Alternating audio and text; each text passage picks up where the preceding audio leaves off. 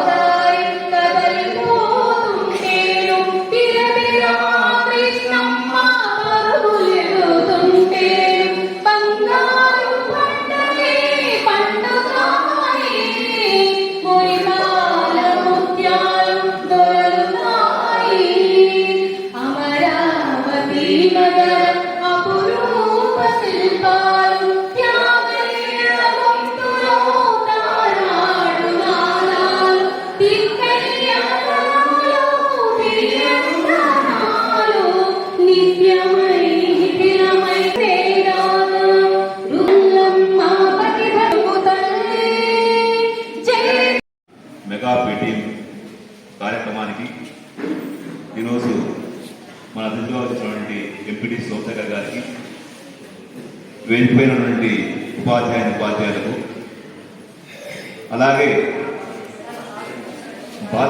of knowledge of transformation, namely 4 decades with humble beginning, the school has grown to the center of excellence, shaping the lives of thousands of students who have gone to make a remarkable contribution of society. We are proud to say our alumni includes the doctors, engineers, teachers, actors, and professionals across the many sectors, and even ministers also in political sector.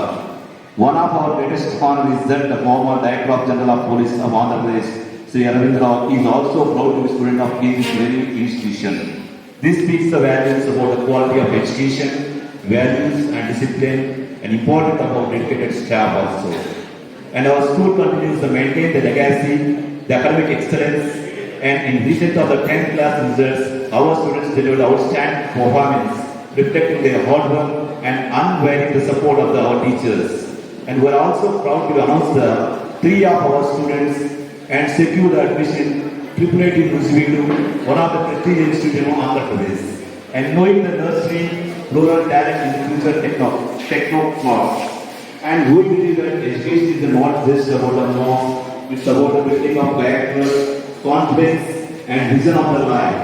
And why before the textbooks, we also engage parents regularly, conducting the various sessions of value education and critical role of the play at home. And we guide them how to support the children emotionally and academically, because true learning begins at home and grow stronger and full support. JPHS Boys Government Class stands tall not just for the list, its past, and because its bright future, it continues to build every day and every child who walks through its gates. And this is the మీరు అదే ఒక private school పోతే 40,000 రూపాయలు donation తీసుకుంటారు. బుక్కులు bus అంటే బుక్కులకు 5,000 అంటాడు, బట్టకు 5,000 అంటాడు, ఇంకొక 5,000 అంటాడు, బస్సుకు 5,000 అంటాడు, ఎంతో డబ్బులు తీసుకుంటున్నారు అన్నమాట. అక్కడ ఏమన్నా మనకేమన్నా అద్భుతంగా మనకంటే మన గవర్నమెంట్ స్కూల్ కంటే అద్భుతాలు జరుగుతున్నాయా అంటే అక్కడ ఏం జరగడం లేదు. అక్కడ ఏం జరగడం లేదు. మన పాఠశాలకు ఉన్నటువంటి కూర్చు ఉపాధ్యాయులు అందరూ పోస్ట్ దాదాపు అందరూ కూడా మంచి ఎక్స్పీరియన్స్ టీచర్స్ అనమాట. చక్కగా చదువు చెప్పాలన్నమాట. వీళ్ళు ఎన్నో వందల మంది వేల మంది స్టూడెంట్స్ని వీళ్ళు చదువు చెప్పి పంపించిందన్నమాట. ఇలాంటి ఉపాధ్యాయులను మనం చదువు చెప్పించి మనం ఆలోచన చేస్తాం అన్నమాట. గవర్నమెంట్ స్కూల్స్ అంటే ఒక భావం అంటే ఇంకా చాలా ఒక బ్యాడ్ ఒపీనియన్ అనమాట. అది చాలా తప్పు. మనం ప్రైవేట్ స్కూల్ కంటే గవర్నమెంట్ స్కూల్ ఎన్నో రెట్లు పెట్టడం. మనం ఈరోజు ఒక స్టూడెంట్స్ నాకు బాబు చేయనమ్మా sir private students private students school complaint ఎందుకు వీళ్ళు ఈరోజు చూస్తున్నా ఇక్కడ చూస్తాను మీకు చేయలేదని చెప్తే వీళ్ళు ట్రిపుల్ నుంచి సెలెక్ట్ అవ్వడం 10th క్లాస్లో హైయెస్ట్ మార్క్స్ రావడం వల్ల 580 ముందుకు వచ్చే నష్టపడుతుంది.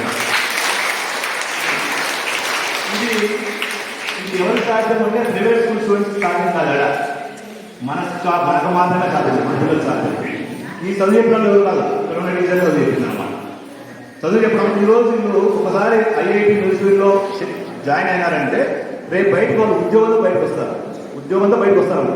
మొత్తం ఆడే అయిపోతున్నాము, ఇంటర్మీడియట్ అయిపోతుంది, ఇంజనీరింగ్ అయిపోతుంది, తర్వాత ప్లేస్మెంట్ తీసుకొని బయటకు వస్తారు.